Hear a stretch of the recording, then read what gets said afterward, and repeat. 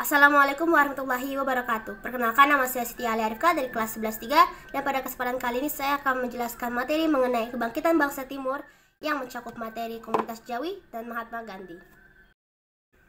Di sini ada sedikit pengertian. Jadi secara etimologi, nasionalisme didefinisikan sebagai paham kebangsaan yang menolak penjajahan untuk membentuk negara yang bersatu dan berdaulat. Perspektif nasionalisme ini diperlukan sebuah bangsa untuk menampilkan identitasnya. Dan untuk pengertian imperialisme adalah suatu bentuk penguasaan oleh suatu negara atau kelompok atas negara lain. Sedangkan kolonialisme ini adalah suatu bentuk penguasaan oleh suatu negara atas wilayah lain melalui pengiriman pasukan dan penempatan pemerintahan.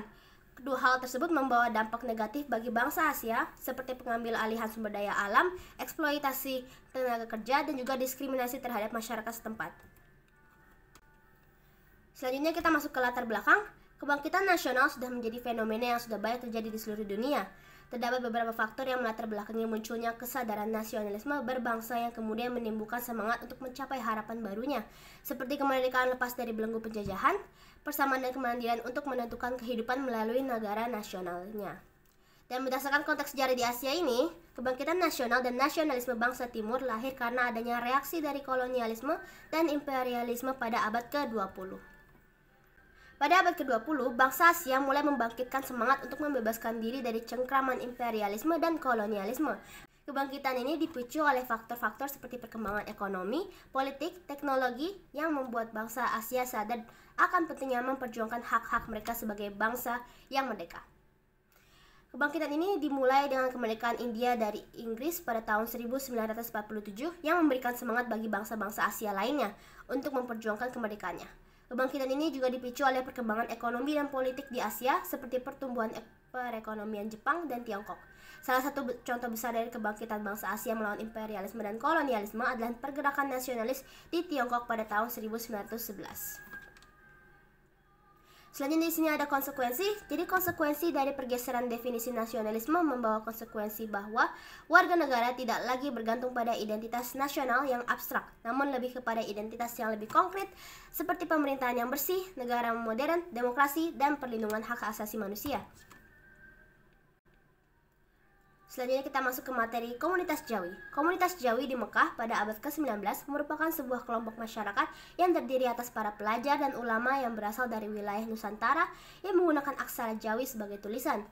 Mereka datang ke Mekah untuk menuntut ilmu agama Islam di kota suci tersebut dan membentuk sebuah komunitas yang solid dan bersatu. Mereka membawa budaya dan tradisi mereka dari tanah air seperti bahasa Melayu, adat istiadat ke dalam lingkungan sosial di Mekah. Mereka membentuk perkumpulan dan organisasi seperti Persatuan Riau dan Persatuan Mandailing, serta membangun masjid dan surau sebagai tempat ibadah dan kegiatan keagamaan. Dan salah satu tokoh terkemuka di komunitas Jawi di Mekah adalah Syekh Ahmad Khatib Al-Minangkabawi. Yang mana orangnya? Ini. Selanjutnya, seorang ulama dan tokoh pendidikan yang sangat dihormati ini dan diakui di kalangan umat Islam di wilayah Nusantara, beliau membuka lembaga pendidikan Islam di Mekah dan menyebarkan ajaran Islam di Indonesia melalui murid-muridnya yang kembali ke tanah air. Komunitas Jawi di Mekah memiliki peran penting dalam perkembangan kesadaran nasional di Nusantara. Para pelajar dan ulama dari berbagai daerah di Indonesia berkumpul di Mekah, saling berinteraksi dan berdiskusi, serta pada akhirnya membentuk pemikiran nasionalisme sehingga dapat berkembang menjadi gerakan kebangsaan. Meskipun begitu, komunitas Jawi di Mekah juga mengalami beberapa perpecahan dan konflik, terutama dalam hal perbedaan mazhab dan pandangan keagamaan. Hal ini menyebabkan adanya beberapa kelompok yang kemudian membentuk organisasi dan perkumpulan sendiri-sendiri. Komunitas Jawi terus berlanjut hingga kedatangan ulama Jawi pada abad ke-18, yaitu Syekh Abdus Samad Al-Palimbani, Kemas Fakhr Al-Din, Syihab Al-Din. Syekh Abdus Samad Al-Palimbani, kelahiran Palembang, merupakan ulama yang paling berpengaruh. Kitabnya yang paling terkenal adalah kitab Fadalil Al-Jihad, berisi tentang kewajiban umat Islam untuk menjalankan perang suci dan hadis. Cukup untuk komunitas Jawi. Selanjutnya kita membahas tentang Mahatma Gandhi. Mahatma Gandhi, atau yang nama panjangnya adalah Mohandas Karamchand Gandhi, lahir pada 2 Oktober 1869. Keluarganya termasuk golongan elit yang berasal dari kasta Baniya, penganut agama Hindu yang taat. Keluarganya menanamkan etika Hindu yang kuat dengan penekanan pada pola hidup vegetarianisme, toleransi agama, gaya hidup sederhana, dan penolakan terhadap segala tindakan kekerasan. Dia dikenal sebagai sosok yang sangat mengutamakan nilai kemanusiaan dan tanpa kekerasan untuk melawan penjajahan Inggris. Mahatma Gandhi mempunyai senjata perlawanan yang khas yang disebut sebagai Satyagraha. Satya artinya kebenaran dan agraha adalah kekuatan. Dengan demikian, Satyagraha berarti kekuatan jiwa. Selanjutnya Mahatma Gandhi, dia mendorong rakyat India agar melawan Inggris dengan kekuatan jiwa dan tanpa kekerasan. Meskipun pernah menempuh pendidikan di luar negeri, dia bersikukuh tidak mau bekerja sama dengan pihak asing demi terbebas dari penjajahan Inggris dan mendapatkan kemerdekaan India yang seutuhnya. Realisasi dari gerakan Satyagraha secara besar-besaran pernah terjadi pada tahun 1906 dan tahun 1908. Ribuan orang India dengan sengaja melintasi Transvaal atau perbatasan tanpa sertifikat dan juga berdagang tanpa izin pada tahun 1908. Sebagai pernyataan damai tentang hak-hak mereka yang telah dihapus, mereka dengan sengaja melanggar peraturan yang ditetapkan oleh pemerintah Inggris. Gerakan tersebut mengakibatkan Mahatma Gandhi ditahan.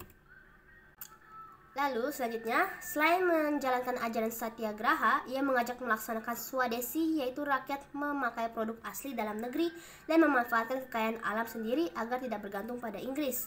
Terbukti hal tersebut membuat kas negara Inggris menurun. Perjuangan merebut kemerdekaan yang dilakukan Mahatma Gandhi serta rakyat India membuat kolonialisme Inggris lambat laun mengalami penurunan terutama pada bidang ekonomi. Jadi tujuan Mahatma Gandhi menerapkan ajaran-ajaran tersebut semata-mata agar Inggris segera meninggalkan negaranya India. Oke, cukup sudah materi kebangkitan bangsa Timur dari saya. Terima kasih banyak yang sudah menonton dan mendengarkan sampai akhir. Thank you so much for watching and terima kasih banyak. Wassalamualaikum warahmatullahi wabarakatuh.